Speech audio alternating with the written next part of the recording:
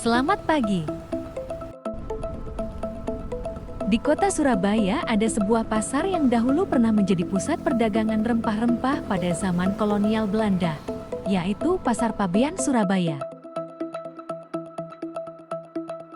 Pasar Pabean merupakan salah satu pasar legendaris di Surabaya. Pasar ini sudah ada sejak tahun 1849.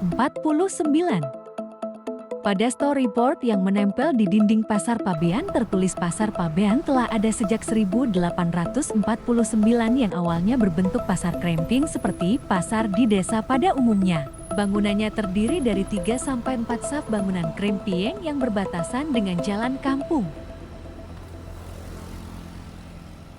Di tahun 1938, pemerintah kolonial melakukan pembangunan pada Pasar Pabean yang sebelumnya berkonstruksi kayu atau kremping dirubah menjadi konstruksi beton dengan gaya arsitektur Art Deco mengikuti tren kala itu.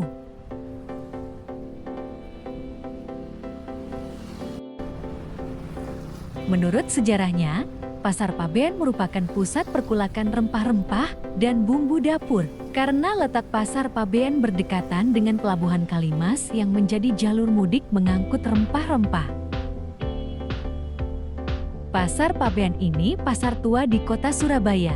Cikal bakalnya sebelum Belanda masuk, malah awalnya ketika VOC datang, ditinggalkan, tidak digunakan untuk perdagangan.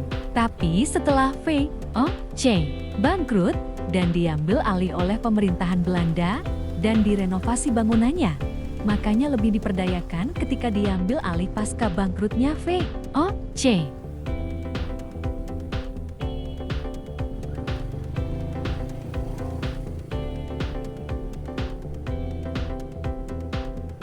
Ini kita menuju ke Pasar Pabean, searah dengan area makam Sunan Ampel.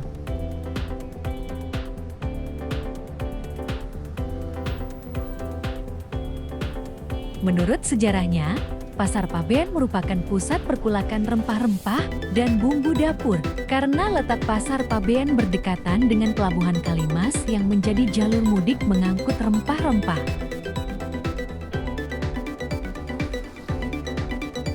Pasar Pabean dulunya sudah pernah ditata oleh pemerintah Belanda agar pasar tampak lebih rapi dan fungsional. Hingga sekarang menjadi pasar yang memiliki bangunan 2 lantai yang memadukan pasar tradisional di bagian bawah dan modern di bagian atas. Di dalam Pasar Pabean menjual berbagai jenis rempah-rempah. Selain rempah-rempah di Pasar Pabean terdapat berbagai jenis bawang-bawangan. Namun seiring perkembangan zaman, Pasar Pabean juga menjadi tempat penjualan ikan segar, baik ikan laut maupun air tawar. Pasar Pabean buka setiap hari selama hampir 24 jam. Aktivitas perdagangan di pasar ini dimulai sejak subuh ketika para nelayan tiba dengan hasil tangkapan mereka. Suasana pasar akan semakin terasa hidup pada pagi dan sore hari. Suara pembeli dan penjual saling tawar-menawar terdengar.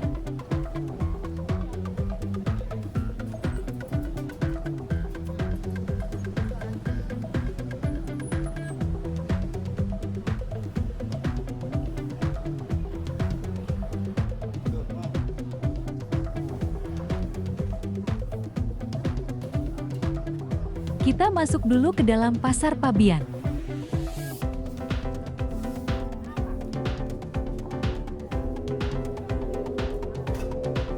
Kita masuk dari sisi timur. Bangunan ini tetap sejak zaman Belanda, tidak ada renovasi yang signifikan yang merubah bentuk. Jati bentuk dasar masih sama. Nama Pabean berarti BA atau pajak, dan dahulu dikenal sebagai Buzenmarkt. Pada 1918, pasar ini diserahkan oleh VOC ke pemerintah kota Surabaya. Saat itu masih penjajahan Belanda, menjadikannya pasar umum pada 1930-an.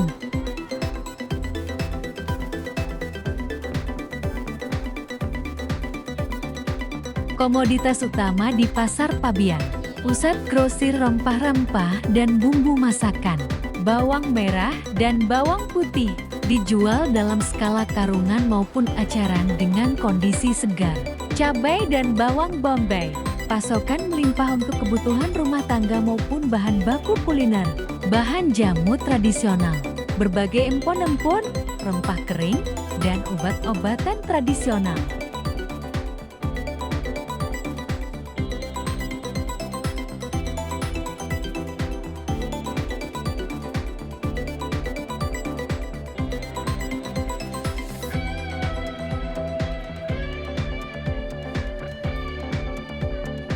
Juga ada di sisi bagian barat, pasar ikan dan seafood segar ikan laut besar. Tersedia ikan kakap, rapu, dori, hingga ikan pari hasil tangkapan nelayan. Ikan air tawar dan tambak, komoditas populer seperti udang, kepiting, dan ikan bandeng termasuk bandeng jumbo saat musim Imlek. Waktu operasional khusus, pasar ikan segar ini menjadi sangat hidup dan ramai mulai dari sore hingga malam hari. Karakteristik dan suasana pasar. Tadi, kamera saya arahkan ke atas. Saya lihat konstruksinya sangat menarik. Masih sistem Belanda sekali, seperti konstruksi atap di stasiun kereta api.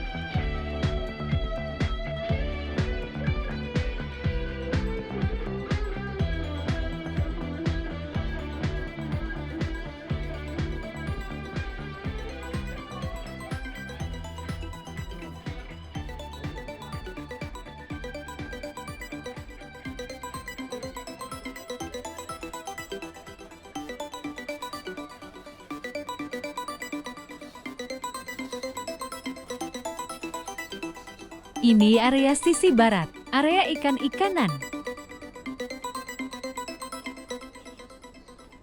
Di sini, kelihatan sepi, karena umumnya pedagang ikan datang jam 12 siang sampai malam.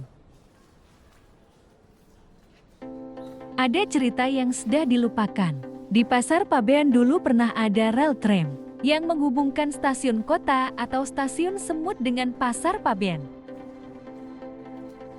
Dari dokumen jalur rel kereta api pada zaman Belanda ini jelas, terdapat rel tersebut juga cerita dari warga lokal yang masih sempat menyaksikan rel yang masuk pasar tersebut meski keretanya sudah tidak beroperasi lagi.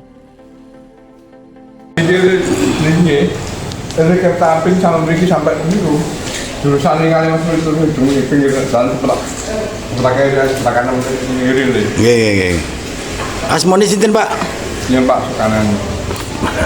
Pak Sukanan. Sutangan.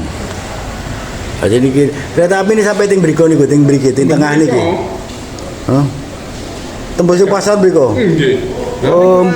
Sami hari namanya itu kan Pabean, asli kan Pabean. Ini Belanda dengan Pabean. Pada masa kolonial Belanda, akses menuju kawasan pusat niaga Pasar Pabean dilayani oleh jaringan tram kota. Pembangunannya dioperasikan oleh perusahaan swasta Osja Vestumtra Maaca Pico J.S. yang mulai beroperasi di Surabaya pada tahun 1886 untuk tram uap dan tahun 1924 untuk tram listrik.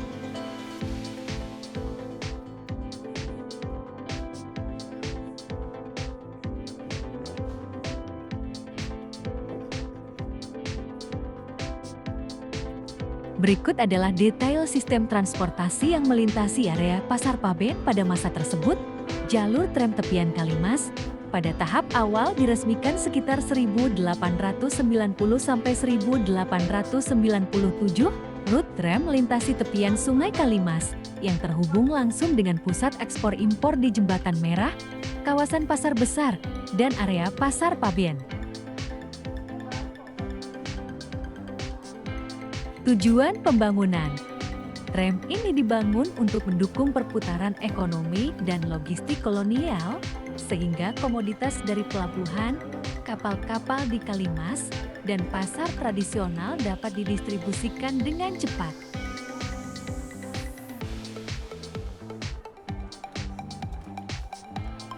Integrasi wilayah.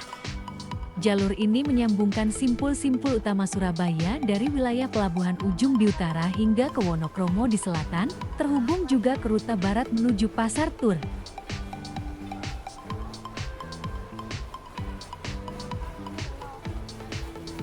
Dahulu, rel tram ini terbentang tepat di tengah jalan raya dan berdampingan langsung dengan aktivitas warga. Saat ini, jejak rel tersebut sebagian masih ada dan terpendam di bawah aspal kota Surabaya. Anda dapat melihat sejarah perkeretaapian di Surabaya lebih lengkap melalui sejarah panjang jalur tram lintas Surabaya.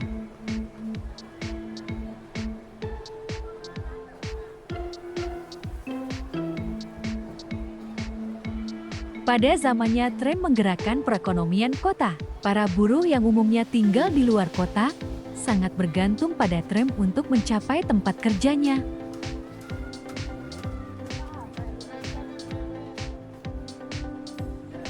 Pasar Pabean Surabaya beroperasi setiap hari dengan jadwal utama yang terbagi menjadi 2 bagian. Aktivitas pasar umum, sembako, rempah, dan kebutuhan harian buka pukul 7.16.00 WIB, sedangkan aktivitas pasar ikan buka lebih lama dari sore hingga tengah malam mulai pukul 14.00 sampai 22.00 WIB atau lebih.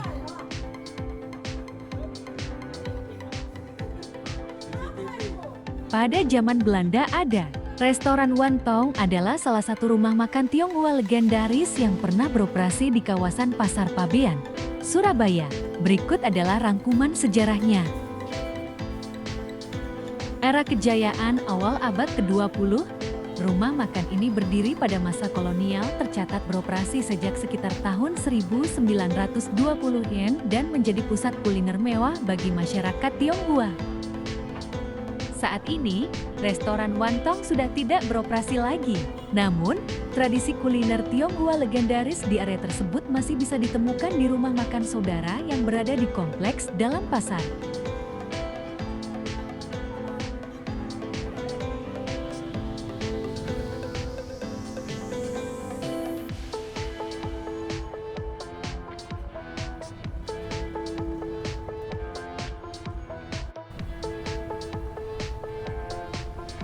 Demikian olahraga kita hari ini sambil mengulas sejarah Pasar Pabean Surabaya.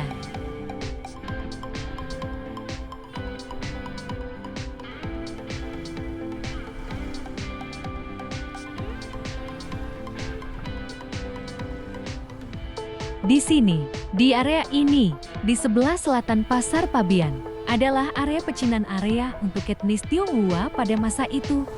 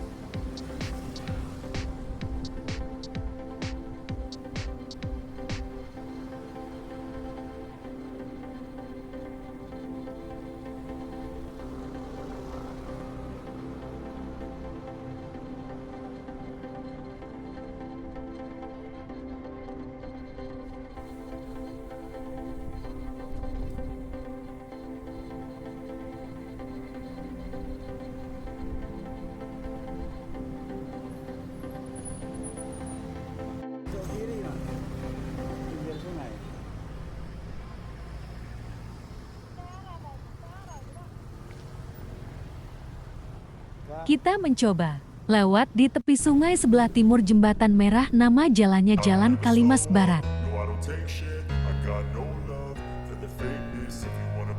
Dari jalur ini, kalau kita melihat ke arah barat, seberang sungai Kalimas ini adalah area etnis Eropa. Terlihat banyak bangunan-bangunan bergaya Eropa yang saat ini dijadikan tempat wisata kota tua.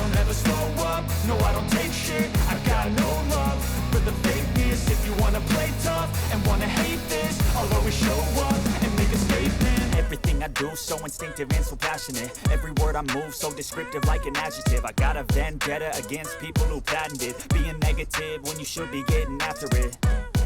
I got facts over tracks, this and that, spitting slow, spitting fast. I could roast, I could gas, think I'm okay at last, but I don't know if that can erase all the past and the pettiness.